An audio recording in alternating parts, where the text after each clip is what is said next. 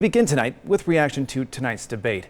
Republican VP choice J.D. Vance and Democratic VP nominee Tim Walz were given equal time to answer questions ranging from immigration to the economy and reproductive rights.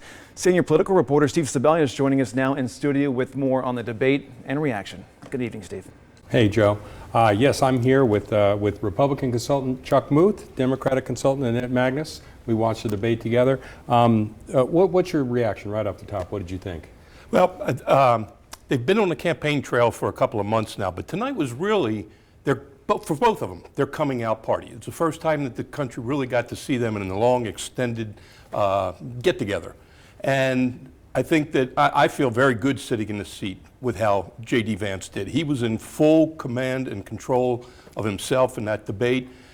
Tim Walz looked like a deer in the headlights most of the time. I'm feeling a whole lot better about Donald Trump's pick for vice president than Kamala Harris's pick. Well, we know how they treat deer in Minnesota. So, Annette, what did you think? I thought it was a good debate. I thought that you got a lot of interesting facts out of it, and I thought that it was good to see them both on a stage talking to each other, having a civil debate, not yelling back and forth at one another, and really talking about the issues. I, of course, disagree with Chuck on everything, including this. I thought Tim Walz was great, and I think he really speaks to the American people and identifies with the American people.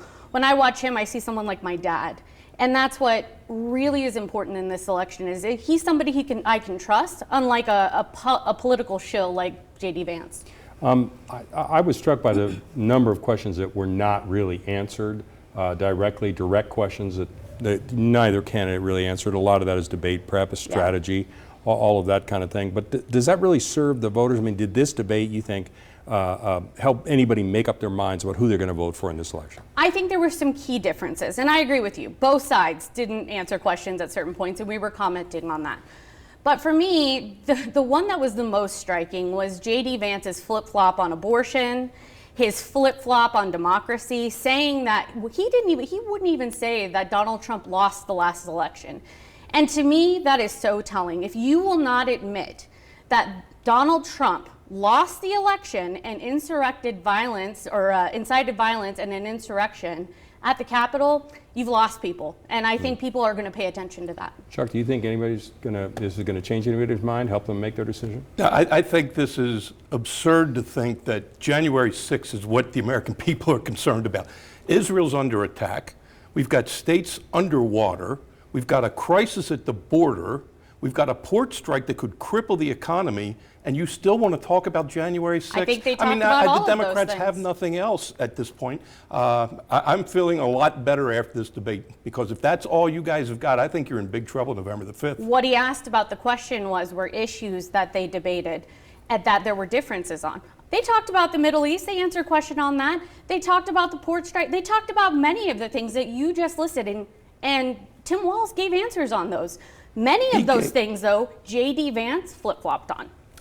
He gave talking points answers. You're right, J.D. Vance did do that. No. Tim Walz gave talking point answers. He started right out of the gate with the talking points. That's all he had. He got slaughtered by J.D. tonight. You're right. Thank you. He said Donald Trump was America's Hitler and now is on the ticket. Flip-flopping at its best. But your guy tonight said, let me see if I get this quote right, "I've become friends with school shooters." This is going to be the meme of the day tomorrow. He misspoke. I think he meant to he say victims misspoke. of. Yeah. But what about him speaking about Tiananmen Square? He never answered that question, did he? What about J.D. Vance misspeaking on a plethora of things about Donald Trump? Oh, I misspoke that he's America's Hitler. Oh, I misspoke that he was not qualified to be That's president. not what J.D. said. Please. I know you have to use your talking points there, but that's not what he said. He said that he did say a lot of things about Donald Trump, but that after Donald Trump became president and he saw how he performed in office, that he came to believe that he was the best person. He said those things while he was in office. Clearly, America has not yet made up its mind. But thank you, Chuck Muth, Republican consultant, and Annette Magnus, Democratic consultant. We appreciate it. Joe, back to you.